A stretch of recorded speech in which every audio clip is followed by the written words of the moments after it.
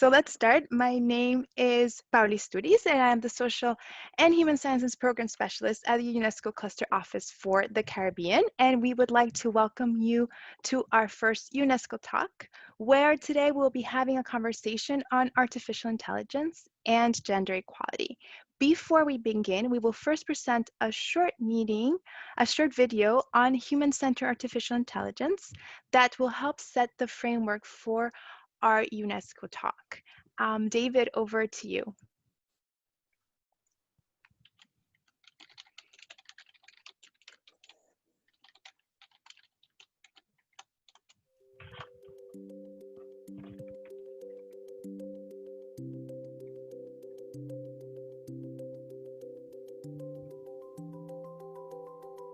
It is widely recognized that artificial intelligence has enormous potential for social good, promoting the achievement of the Sustainable Development Goals, developing knowledge societies, and accelerating human progress.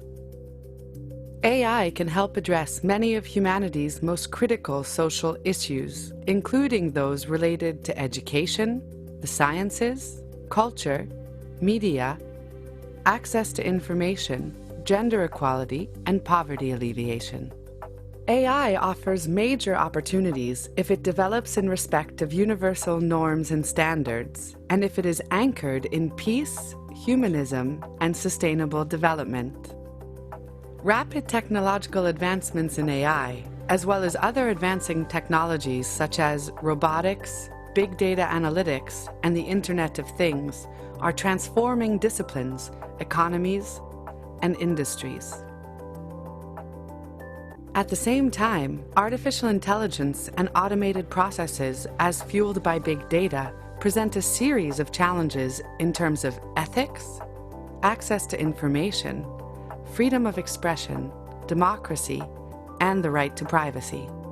The rapid rise of AI requires UNESCO to advocate in favor of the development of AI based on rights, openness, and accessibility while ensuring a multi-stakeholder approach. Right to privacy, freedom of expression, access to information and knowledge, gender digital equality, cultural diversity, open data for development, research and training, media and information literacy on AI. How can we ensure that artificial intelligence serves human progress and promotes human rights? How can artificial intelligence be harnessed to build inclusive knowledge societies and achieve the 2030 Sustainable Development Goals?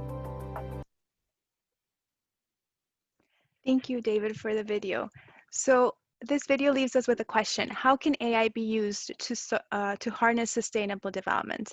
And one of these areas, if we have to consider sustainable development, is also gender equality. And with only 22% of all professionals working in artificial intelligence, only 22% are women. And because they are underrepresented in the industry, gender biases and stereotypes are being reproduced in AI technologies. Last year, UNESCO launched the report, I'd Blush If I Could, the first in-depth UN examination of the gendering of AI technology. The report explored the role of digital voice assistants with female voices, which are widely used globally, rarely examined through a gender lens, and therefore reflect, reinforce, and spread gender bias, send explicit and implicit messages on how women and girls should respond to requests and express themselves, and are seldom noticed by governments and organizations working to build more gender-equal societies. Building on this report, UNESCO recently launched a new report on artificial intelligence and gender equality that brings together the voices of different experts on the subject. This new report provides recommendations on how to address gender equality considerations in AI principles. In the framework of UNESCO's Caribbean Artificial Intelligence Initiative, the purpose of today's conversation is to discuss these recommendations and their relevance to Caribbean small island developing states. So the format of today's event will be held in a conversational style with the possibilities for our audience to ask questions to our speakers, our guests. So please feel free to write your questions in the chat box, and we will be sharing these questions with our guests throughout the conversation. If you're on social media, you can also use the hashtag HumanAI. So before we begin, I will briefly introduce our guests who are here with us today. We are joined by Dr. Sadia Sanchez, Director and Representative of the UNESCO Cluster Office for the Caribbean. Jennifer Britton, Deputy Program Manager, Information and Communication Technology for Development of the Caribbean Community Caricom Secretariat. Ingrid Riley, founder of Rebel Girl Media and a digital media entrepreneur. And Jennifer Breslin, Executive Director and founder of Futuristas and a key contributor to the UNESCO report, Artificial Intelligence and Gender Equality. Thank you all so much for joining us today.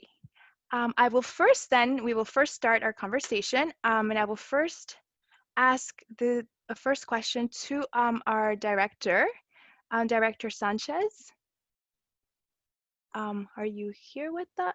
Can you hear us?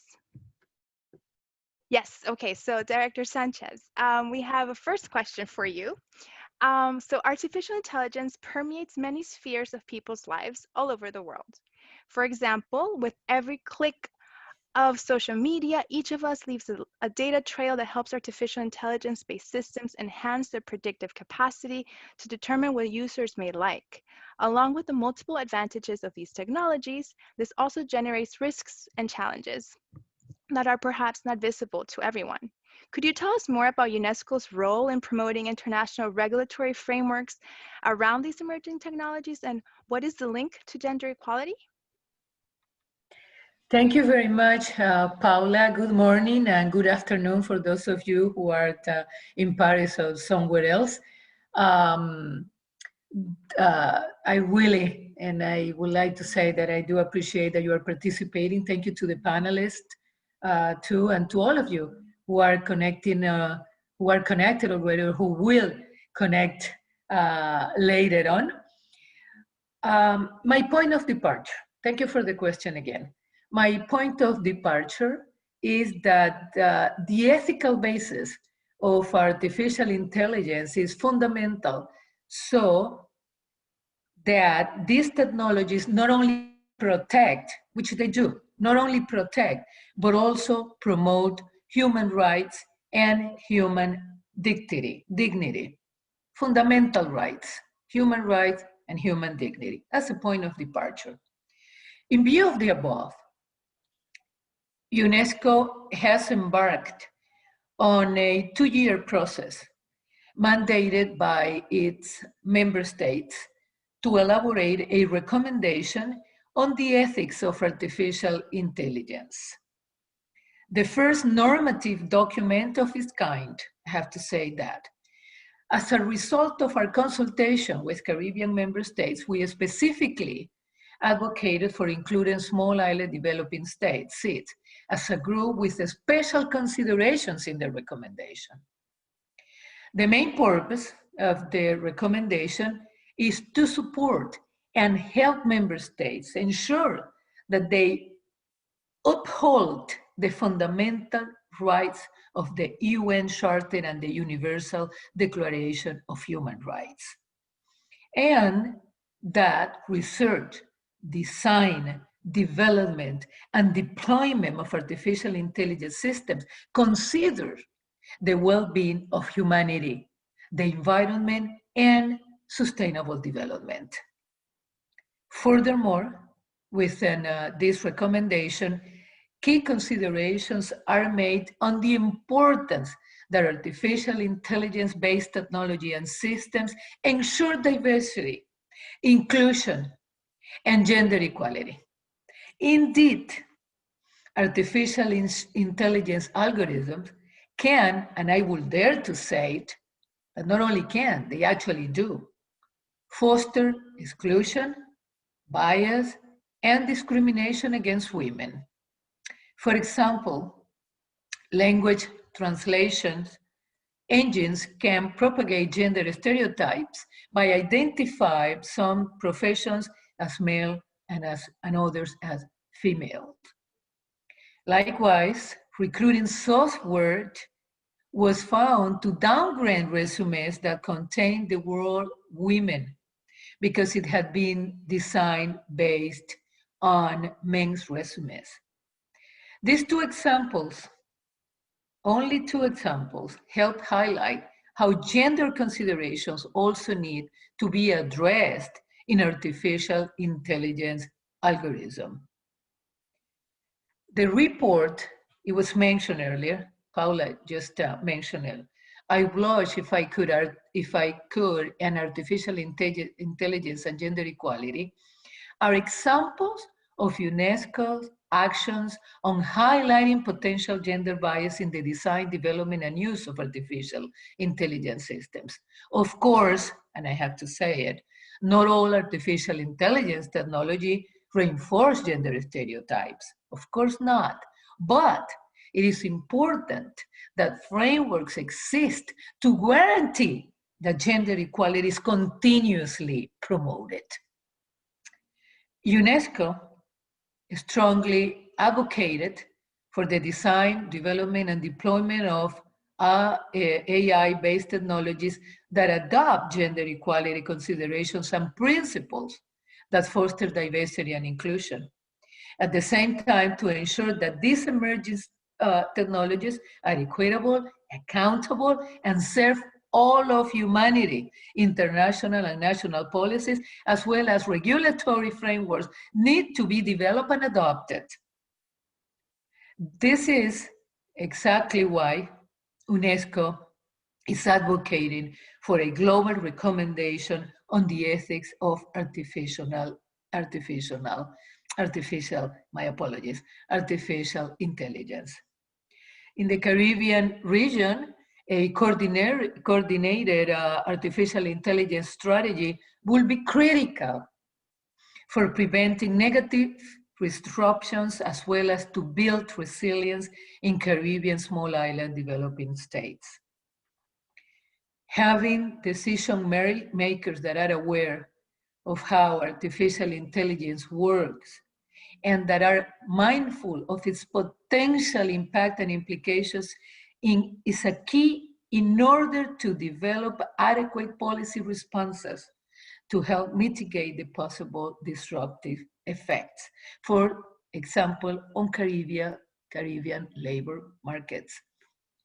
The business outsourcing sector in Jamaica currently provides 36,000 jobs in the country.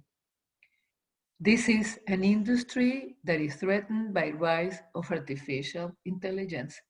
Decision makers need to be informed, have to be informed, and engage in artificial intelligence governance, and this also includes gender considerations.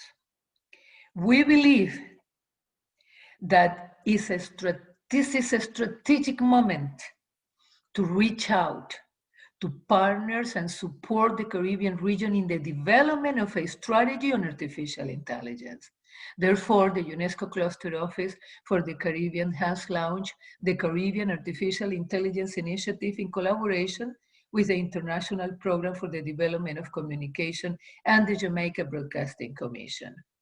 We need to continue raising awareness on artificial intelligence and its potential impact on Caribbean small island developing states. This is an invitation, and we look forward to strengthening this partnership with other stakeholders in the Caribbean region. I will leave it up to this point just for now, and thank you very much for your kind attention. Thank you, Director, for sharing with us this overview of UNESCO's action to ensure that AI is really at the service of everyone. And this, of course, includes women and different minority groups as well. The next question is for Jennifer Breslin, because Jennifer, you conducted specific research and analysis for this report. So could you share with us its three main takeaways, and why is understanding the gender dimension of AI also important for countries that might not lead or might not be a leading producer of AI-based technology, such as Caribbean small island developing states? Over to you. Thank you. You're muted.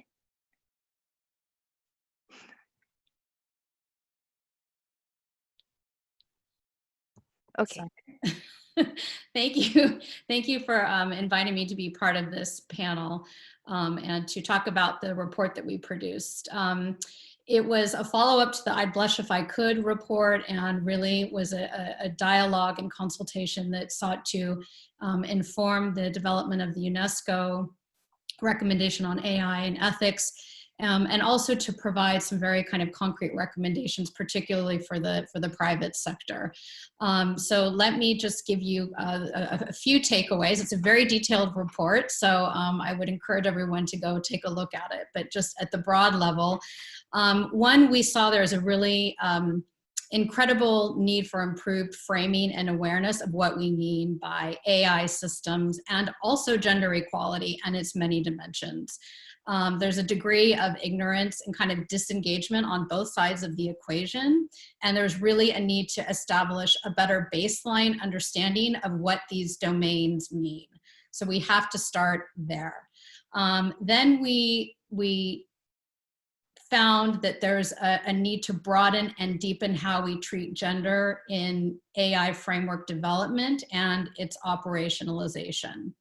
So first of all, we need to situate gender equality more effectively than it presently is in ethical frameworks that will help govern how AI is developed and used. And there are a number of frameworks out there that have been developed at the regional level, at the global level, even kind of by institutions. So that there are a number out there that we looked at, including meta-analysis of some of these. And what we need to do is make gender much more explicit and make it a lens through which we view AI development versus something that's implicit as part of fairness or transparency, or that's mentioned as one of many groups. So really it needs to become a much more explicit goal and factor in these frameworks. We also want to ensure that when we look at gender equality, we're not just talking about mitigating harm, as important as that is, but also looking at making women's needs and perspectives in AI more visible. A lot of that is invisible. Their needs and concerns are just not even kind of taken for consideration. And then finally, that AI is also actively used for empowerment, sometimes called emancipatory AI, how it can challenge stereotypes, lead to women's empowerment, and to ensure that women really access the benefits of AI. And to do all of this, we need to ensure that women and also gender non-binary people are involved in the development and implementation of these frameworks. So they have to be at the table. And then as we operationalize the principles and ethical frameworks of AI, we've found that we really need to take a whole of society and a life cycle approach to ensure that AI is really gender transformative.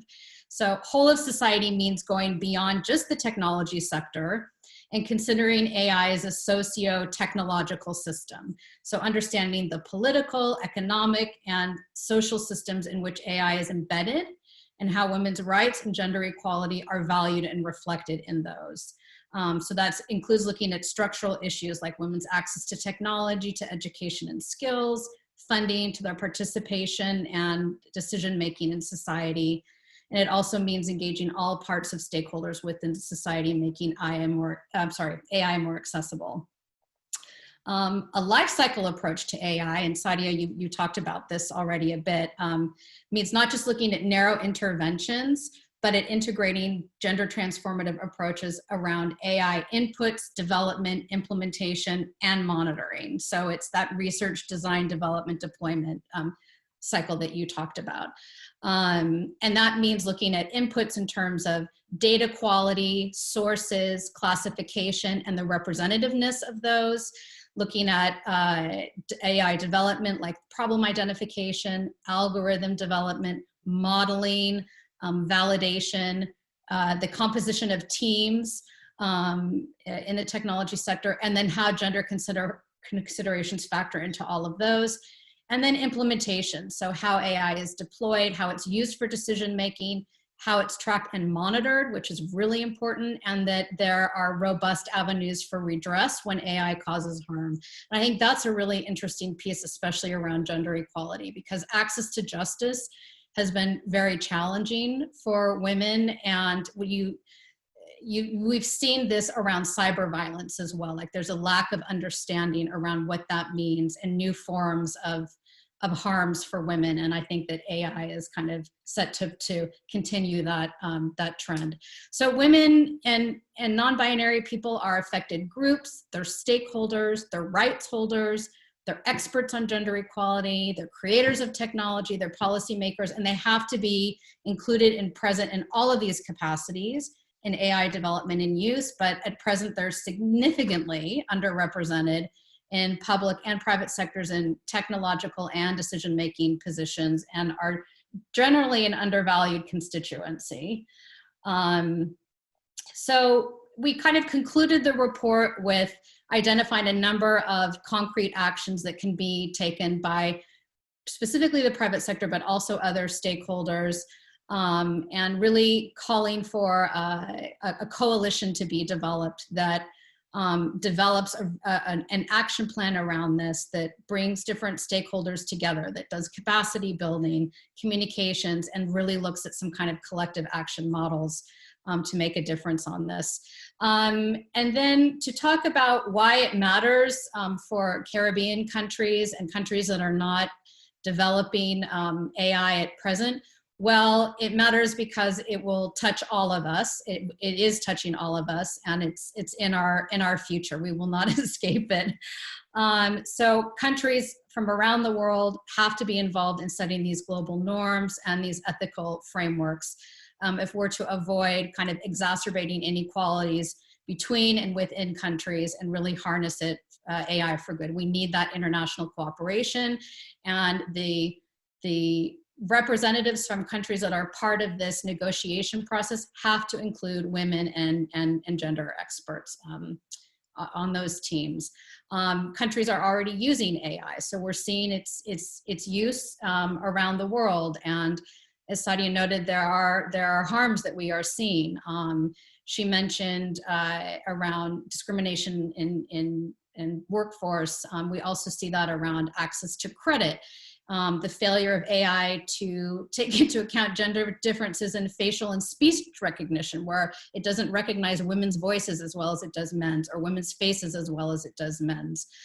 It perpetuates stereotypes through association of words with certain activities. And then when you look at issues of intersectionality, it can become quite dangerous. And we've seen serious wrongs done around housing discrimination, justice and policing discrimination, child welfare, and so on. And it's been noted that automatic decision-making processes in the public sector can really disproportionately affect disadvantaged people, and there's an onus on governments, therefore, to apply these ethical principles and put in place the necessary laws and regulations, et cetera, now. Governments have a role to play in data collection. So on that input side, how representative is the data and content that is feeding machine learning? So we can collect sex disaggregated data. We can create content that reflects local language and culture and women's contributions and perspectives and needs. And then put in place laws and regulations at the national level and even at the global level around data rights. So ownership and privacy issues are really critical. And then governments are also developing national innovation systems, labor markets, economic policies, education policies and systems, and that's all critical. And there's a gender perspective within all of that and how that relates to AI. So do women have access to the needed education? Are they overrepresented in workforce sectors that are going to become automated? And how do we account for that and put in place social protection for them? Are we ensuring that women are part of national innovation systems and have access to funds and other inputs? So there's a whole range of ways in which this matters immediately for countries that aren't just producing AI. That's a lot to digest. Yes, that's a lot. I took lots of notes. Thank you so much, Jennifer, for sharing this and for really highlighting the relevance of gender considerations in AI, and how this also applies to the region. And as you said, it's really important to have this gender lens and to make gender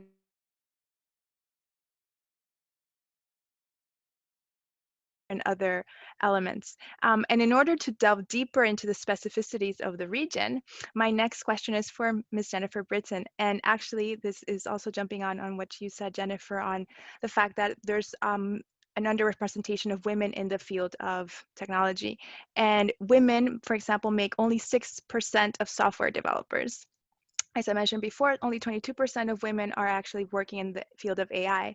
So definitely more incentives need to be created for girls and young women to pursue studies in the field of technology. And one of the areas of work of Caricom is focused on encouraging girls and young women to consider studies and careers in the growing field of ICTs in the Caribbean region. Ms. Britton, could you please share with us why is this a key agenda item in the region, and the actions that the Caricom Secretary is leading for fostering more women to be participating in the tech scene in the Caribbean? Thank you, Paula, and good morning, everyone. First of all, I must say that I'm delighted to be here because I think it's a conversation that the region requires, and the sooner we start it, the better. I want to perhaps start where you, perhaps in your penultimate sentence about the number of women in the field, and which is one of the input areas, and I think the exacerbators, if that is a word, for what the Caricom Secretariat and the region is trying to do. As I think many of us on the call, given our ages, would probably be able to respond to the fact that many of us entered the ICT field from diverse means. I started my track as an electrical engineer because there was nothing called ICT when I was doing this. And so part of the challenge that we notice, even without quantitative or qualitative data in the region, is that there are not a lot of women coming behind us, so to speak. So the impetus for the Caricom Girls and ICT Partnership came from many areas, but mostly because we want to give girls and women in the region the same competitive advantage that boys may have. Part of the partnership's work, though, in the very initial stages of its research, is going to also be looking at boys, because we don't have enough data in the region yet to tell us whether or not boys as well are finding joy in the industry and in fact ending their formal studies in that same path. So there's lots of exciting research starting in the next quarter, the first quarter of 2021, as we begin to really plot strategically how to bring our, for the want of this conversation, our young people into the ICT and STEM fields. The fact that women make up half the world is not lost, I think, on any of us. And the fact also that in countries such as ours, we are forced as women in some instances, because of economic, cultural, and other issues, to forego education, so to speak. The Girls in ICT Partnership, in the first instance, in one of its iterations as well, is also going to be looking at how we can transfer skills to girls and women, skills that they can use, and also help them to support them in employability, entrepreneurship, and innovation.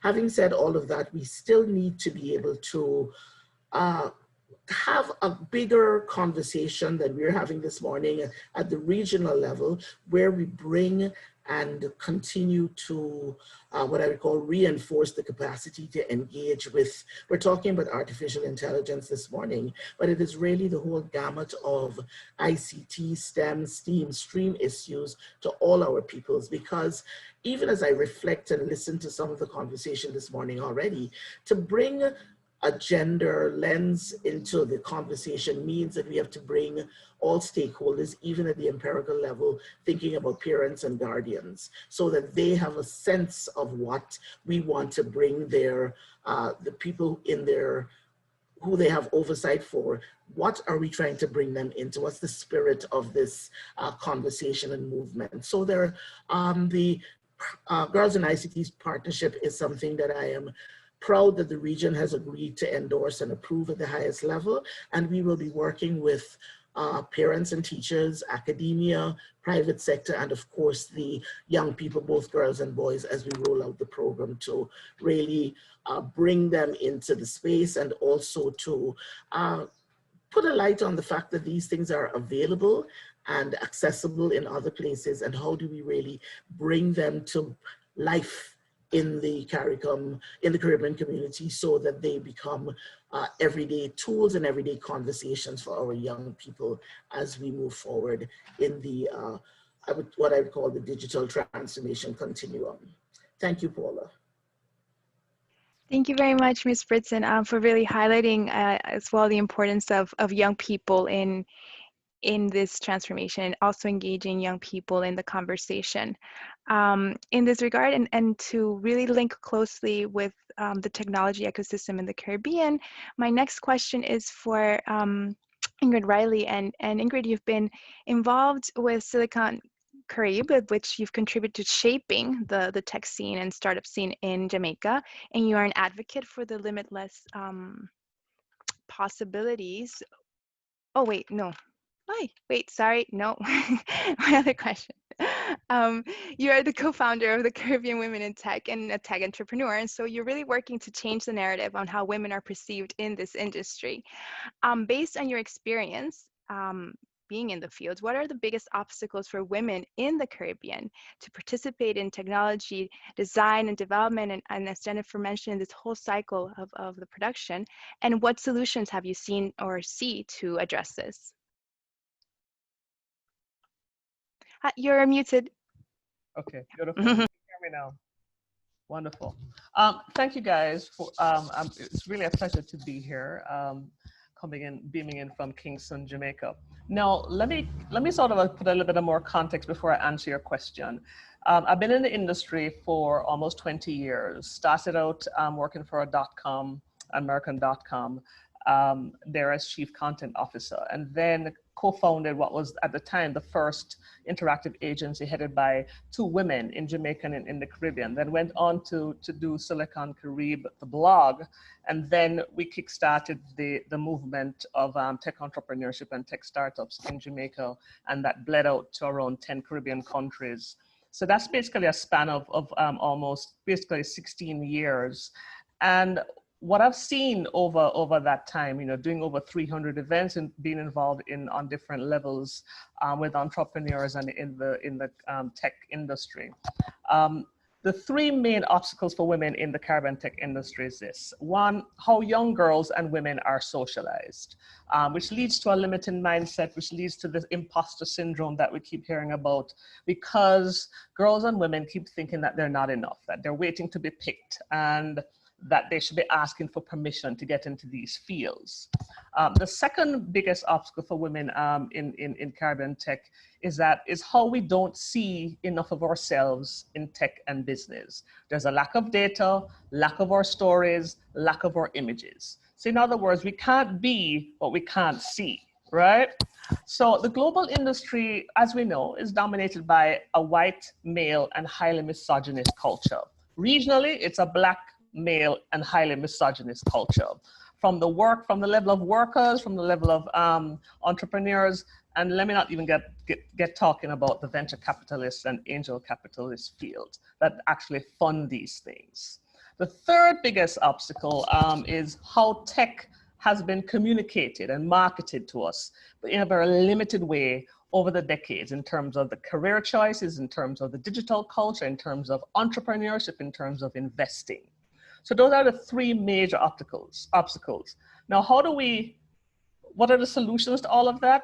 More stories, more community, more wide-ranging education, which is undergirded by lots and lots of research. So for me, I want to see more stories from women like us. We have to talk up, share who we are and our journeys. I want to see more stories in terms of videos, podcasts, images that tell our stories, and everywhere. We need to see who our pioneers are, or mavens, or mavericks, or millennials, whether they're entrepreneurs, they're investors, they're academics, they're investors, they're researchers. We need more of our stories. And of course, finally, more education that starts earlier and sustained programs, not just a hit and miss and we move on, but sustained programs that start from prep school and high school that talk about the range of opportunities that are in the tech field, in the business field, whether you want to work in it, you want to lead it, you want to fund it. So in terms of tech entrepreneurship, digital leadership, digital skills, angel and VC capital. So that's pretty much my answer to this question in a nutshell. Thank you so much. This is a very, very good response that goes from, from education to the role of as well as decision makers. So this wraps up our first kind of segment. Really went from kind of seeing what the report was about to then kind of really exploring the realities of Caribbean women and their role in the development and deployment of technologies. We will have opened the floor to perhaps a question from the audience, and then we will continue with our conversation. I think, Ingrid, you really kind of were very open and honest in saying the importance of kind of having true stories, and about the role of education in shaping narratives. And so I think there's one question, and here it is. I'm going to put the question for anybody who wants to answer. We're going to have two questions. The first one is, what will be the impact of AI, for example, on the labor force for women, and how can the Caribbean prepare for this? Perhaps this, and then the second question is that this is from Ms. Williams. There is an assumption that ICT equals STEM. But ICT also has areas on which humanities training is essential. Is this aspect of ICT also, what is the importance of examining this aspect of ICT towards the goal of greater inclusion of women in ICTs? So I don't know who would like to take perhaps the first question, and then somebody else can take the second question. I don't know, perhaps, Ms. Britton, perhaps would you like to take the one on labor force of women in the Caribbean? Thanks, Paula. I missed a bit of the question. Sorry, I think I had a little electricity blip here. So I heard AI and the labor force, but I didn't hear the second part of the question. Yeah, what would be the effect of the impact of AI on the labor force for women in the Caribbean, and how can the Caribbean be preparing for this? Thanks. I think that Director Sanchez and the other Jennifer B put a lot of context around that, part of that answer as we started the conversation. But unfortunately or fortunately, the technologies are upon us, and I think they will be here whether we like them or not. We can't forestall them. Part of the impact, I think, is that we have to start planning early and in a very strategic manner. The second part of my issue is that I think advent such as the digital economy, the sharing economy, the circular economy have forced us to start to educate our populace for the world. So they're not confined to a Caribbean perspective. We might be living here with the wonderful sun, sand, sea, and have fabulous people, but we are equipped to work anywhere else in the world. So I think the impact is probably not going to be, I'm hoping that it's not going to be as disastrous for us in the region in the sense that we have a little time to plan now, a little window, but also that we get to show the possibilities very early rather than plodding through from A to Z. I hate to use the term leapfrogging, but we have the ability to see what has already happened and what is possible so that we can inform and shape and guide our young women who may already be that inclined into further what I'd call higher level work as to really interfacing with the technologies of which AI is one, to be able to use it and impact how they show up in the labor market and what they do to earn money from this labor market. So I think it's a period of great possibility, and I look forward to working with the region and the region's populace in working on this in a systemic, strategic way so that we make the new technologies appetizing, for want of a better word, and to help persons to really augment the careers they may already be in or to start new ones. Thank you, Paula. Amen to that. Thank you. I would actually ask Ingrid the next question, actually, because you were making reference to the importance of education. And how things are marketed as well. And for example, there's this question that was linking ICT also to the world of humanities and kind of looking at ICT from this perspective.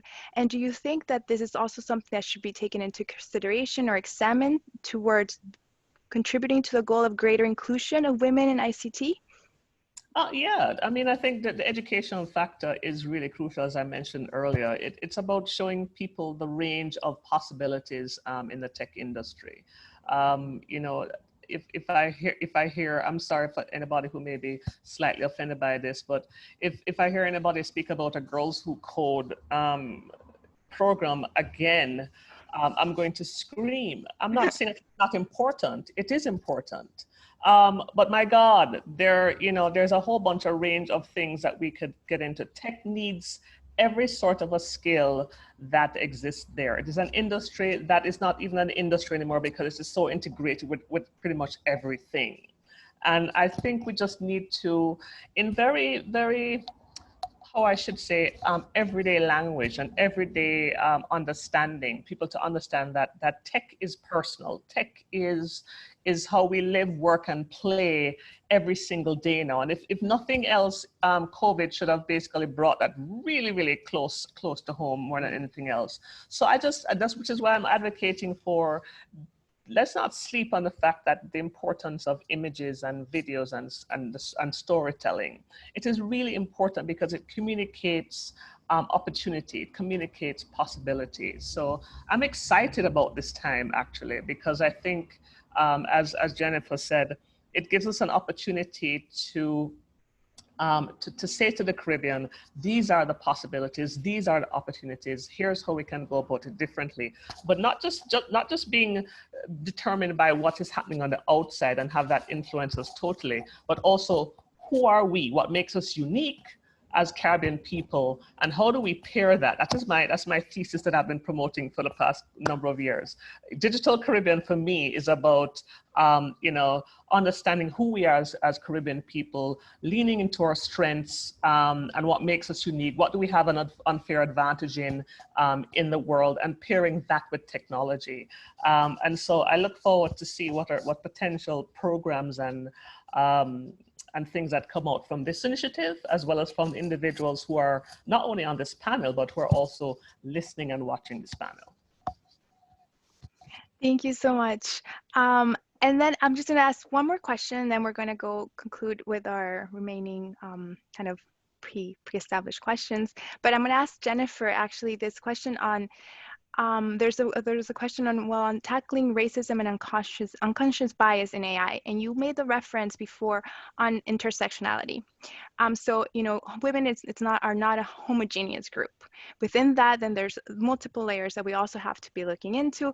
Ingrid, you mentioned that I want to be seen and represented as well. So it's different. The image that can be presented of what is a woman that was in tech.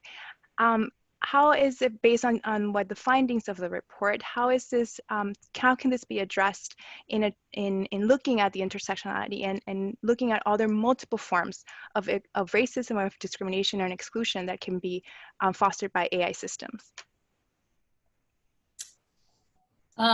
Yes, I mean, absolutely. I think that's critical.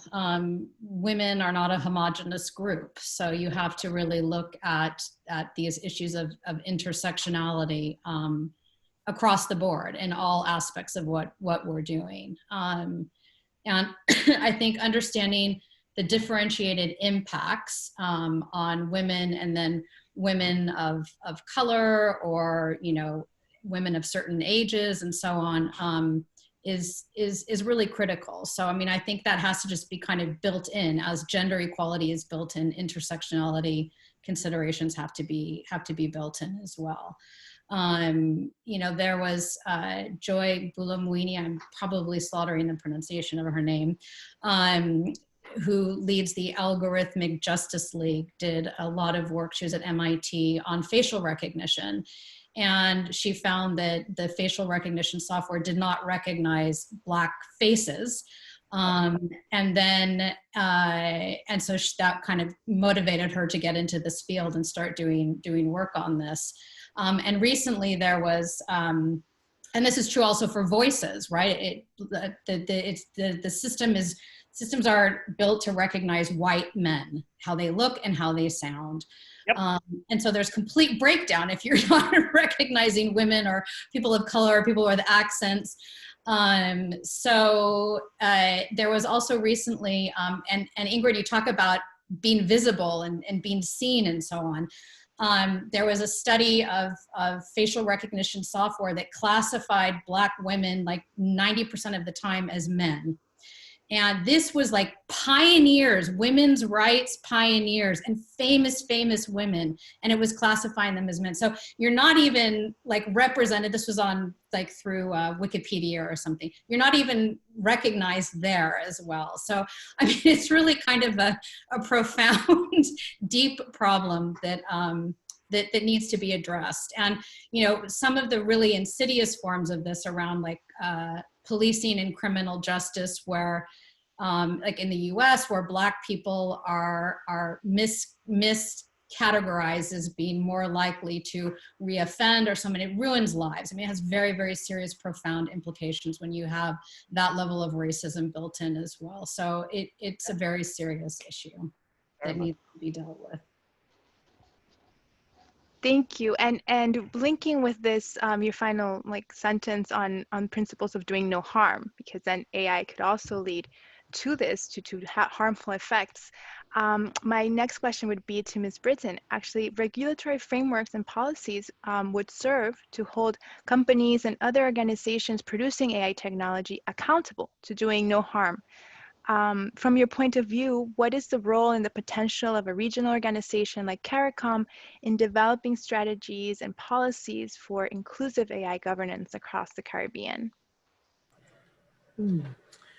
Thank you, Paula. Good question.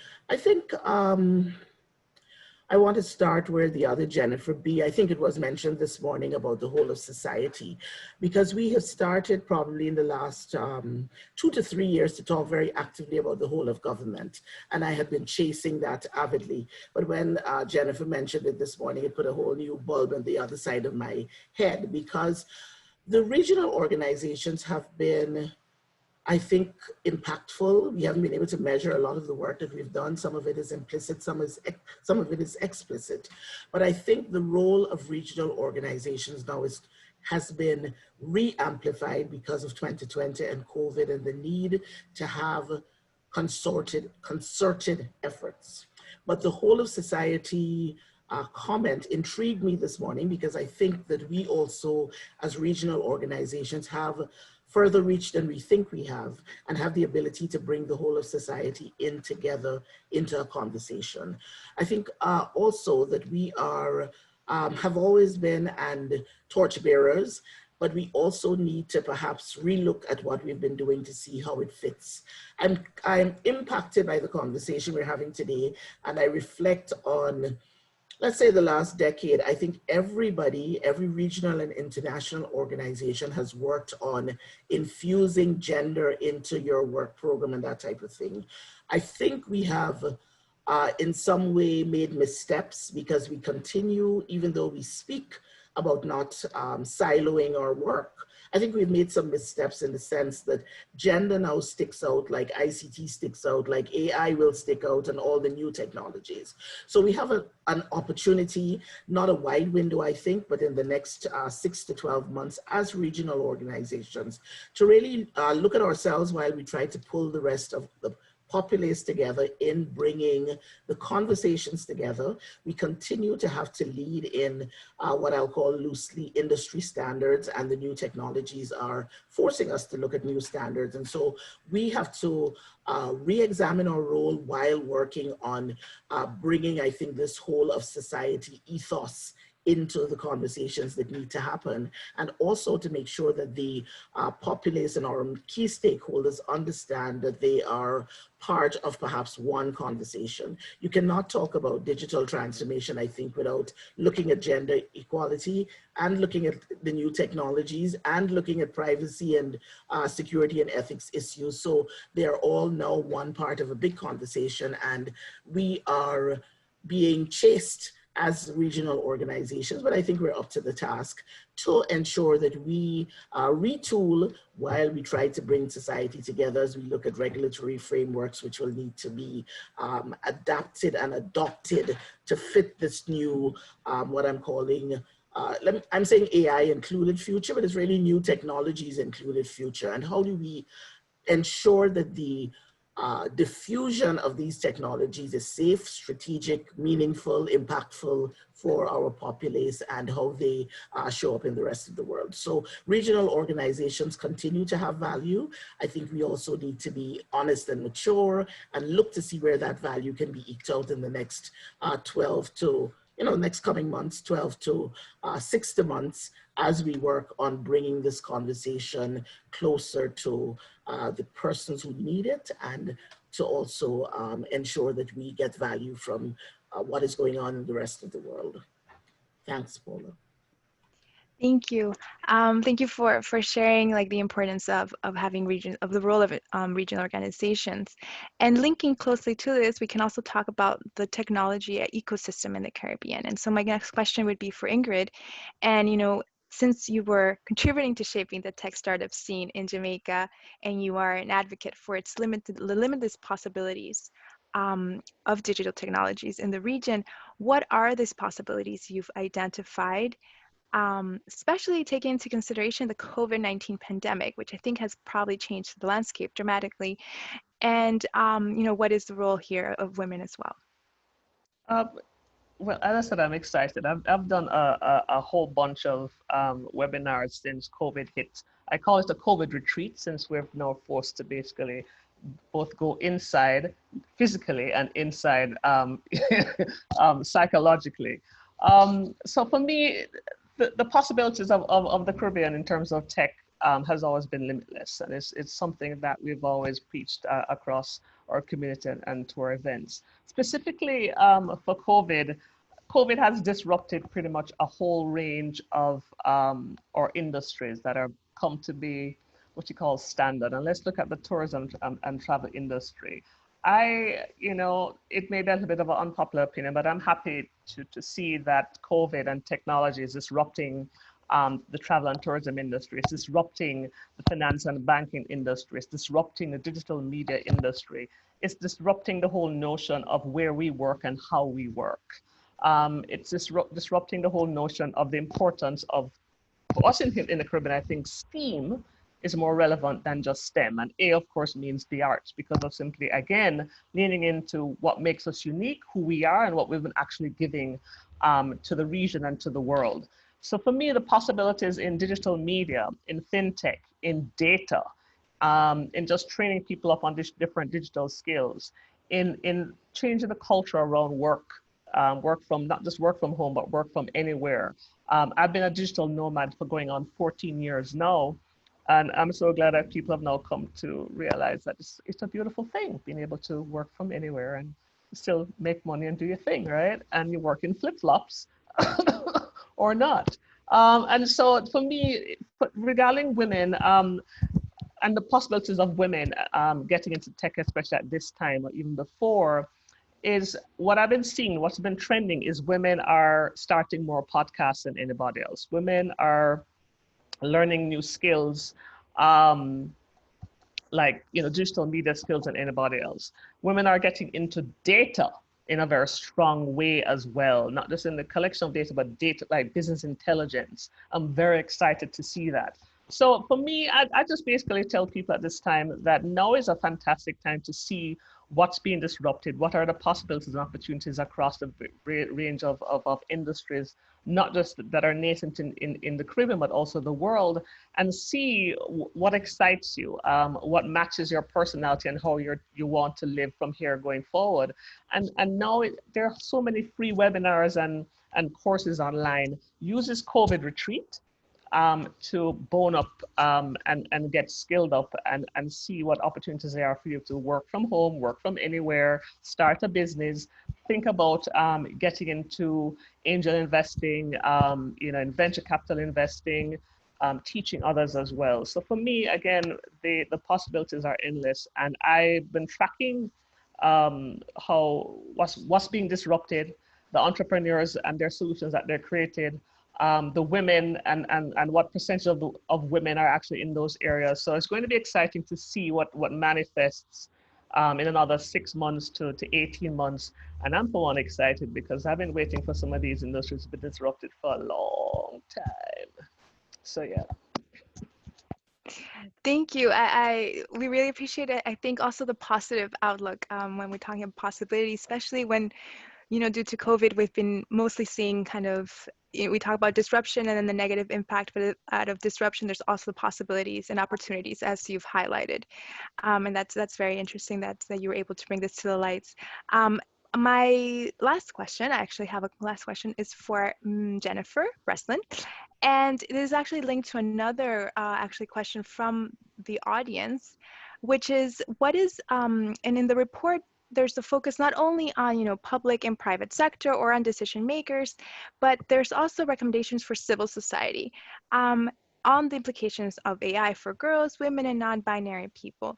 How can you elaborate further on this and how it's relevant for the Caribbean subregion? Why does the general public have to also be informed, and how can something so technical also be made accessible for them? Thank you for that question. No, I think that the role of civil society is really critical in this, and this goes again back to that kind of whole of society approach.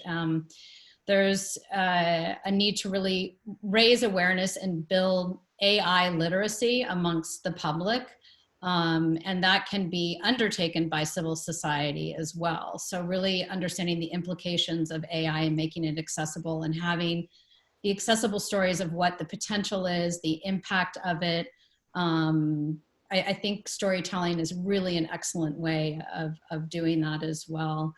And women's organizations can be involved in this. Youth and community-based organizations should be involved in this. We see digital literacy programs undertaken by many different actors, not just formal education or tech sector. And so we need to expand those to also include AI. And I think, Jennifer, your point about how do we engage parents and guardians in the community to kind of support girls going into STEAM is really important, and civil society can play that role as well. I think that civil society needs to participate in the kind of development and oversight and accountability mechanisms that are put in place. So if there are external boards or panels that are doing audits and impact assessments of algorithms and AI, they need to be part of that. They need to be part of industry teams as experts and affected users. And we see this in the tech industry, where they are trying to build out diversity of teams, not just people in the tech sector, but also people that they're consulting as they develop and deploy the technology. And just on that point, they are looking at integrating social scientists and people in humanities disciplines into those teams, which is really, and ethicists and so on, which is really important. Civil society needs to be advocates, right? Hold the government accountable, hold the private sector accountable, for transparency and interpretability and accountability of the AI that's being developed.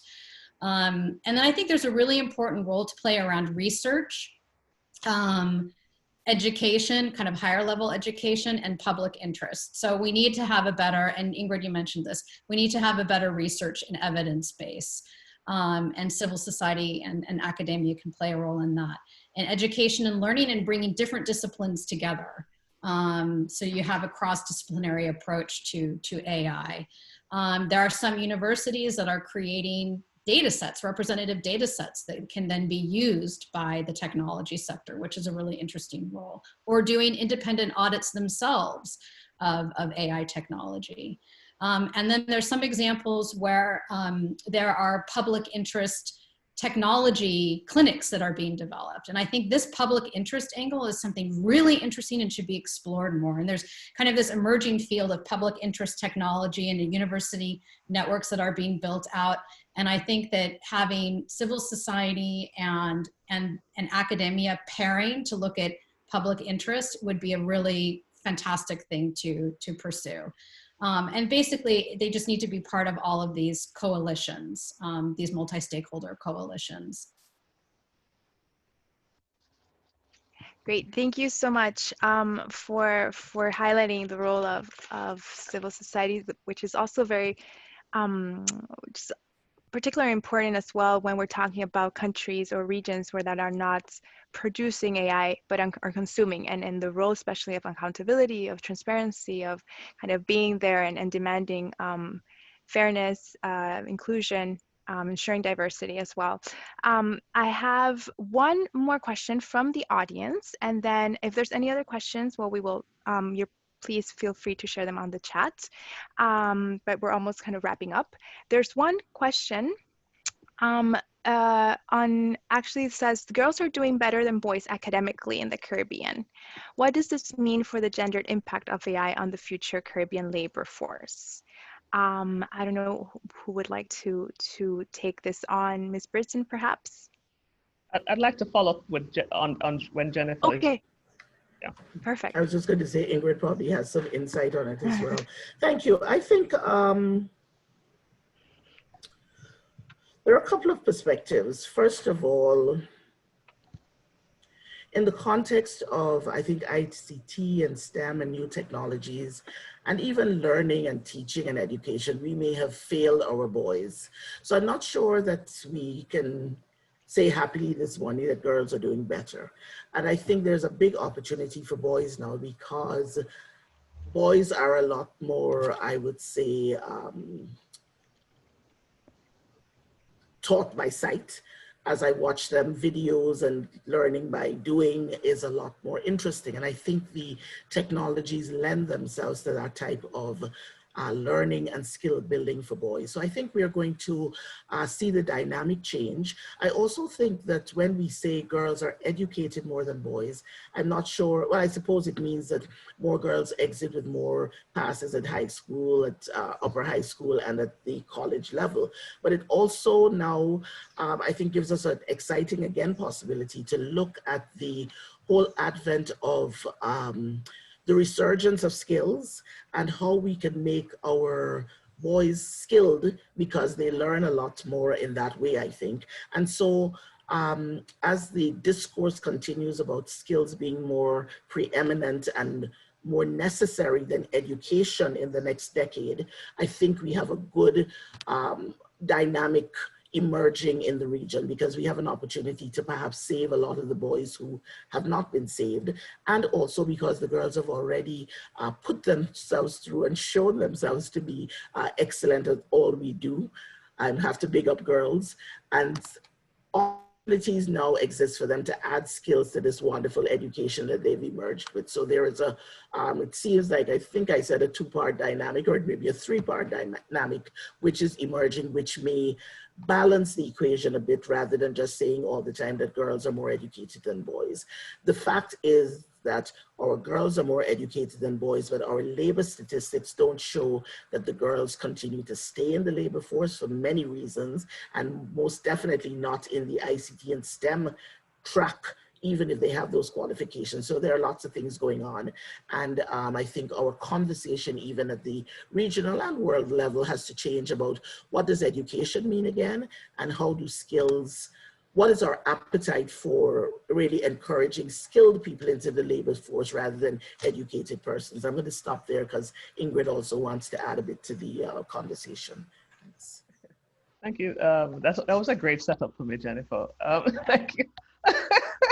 Honestly, you know, when people ask these questions and make these statements about, oh, girls and women are doing better economically, they're outpacing the boys, I'm like, so what?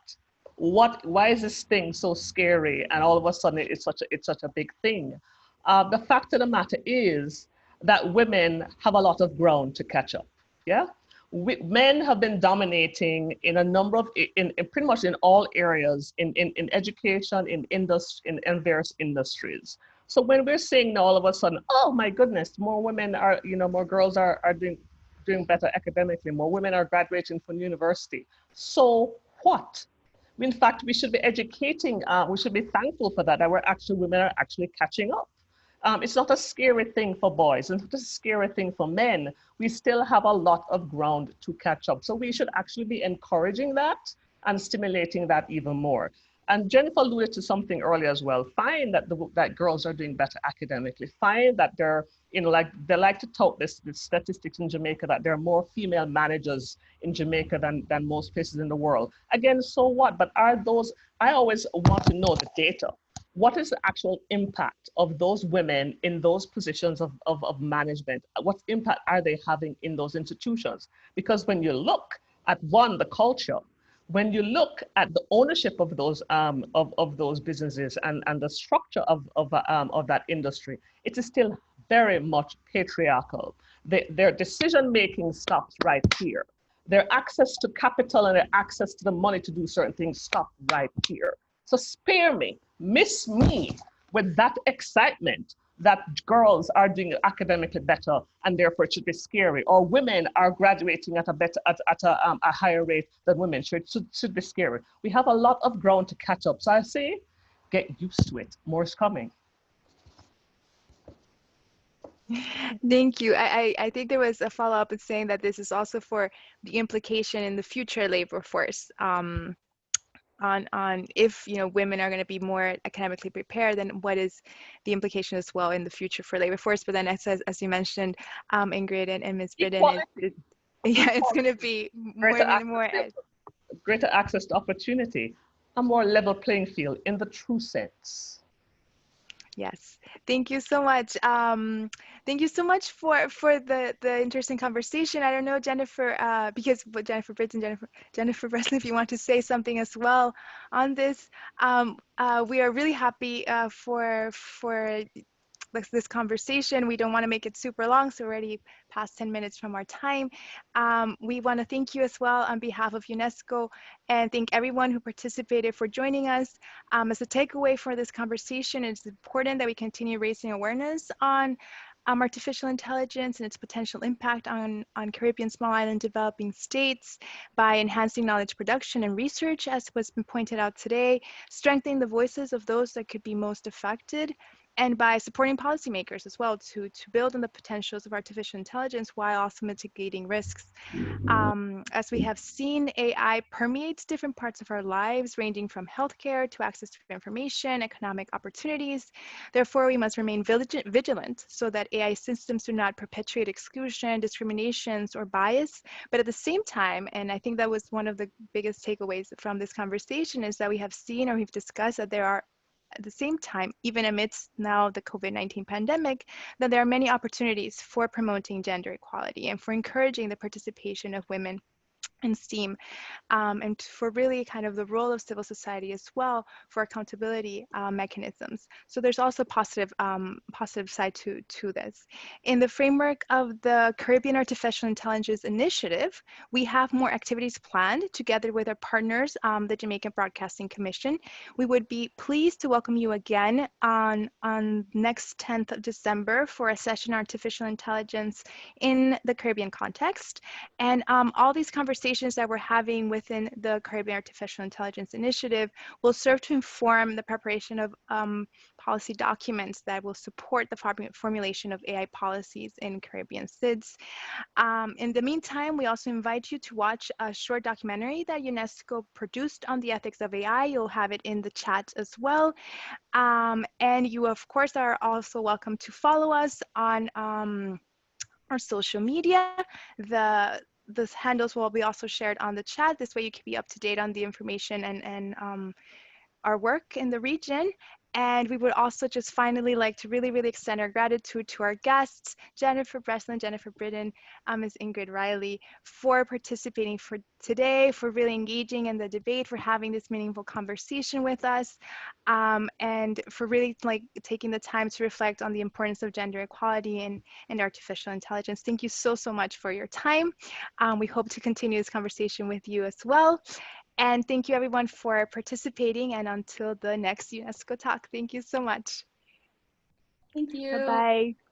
Thank you, Paula. Thank you, everyone. Bye. Bye-bye. Bye-bye.